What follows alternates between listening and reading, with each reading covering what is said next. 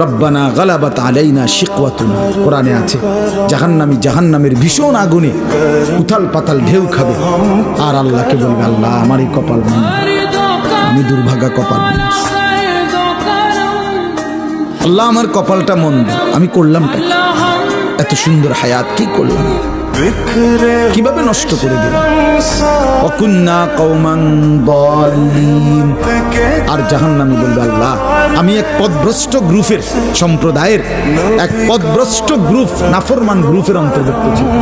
আমি যাদের সাথে চলতাম ফিরতাম, ওরা বিড়ি খাইতো, মদ খাইতো, গাঁজা খাইতো, সুদ খাইতো, ঘুষ খাইতো, কথায় কথায় গাইল লাইতো, নারীর ছবি, নাচ গান, নর্তকীর ছবি, উলঙ্গ দৃশ্য দেখতো।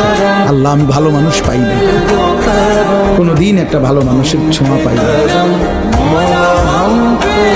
ফলে আজ আমি ধ্বংস হয়ে গেছি।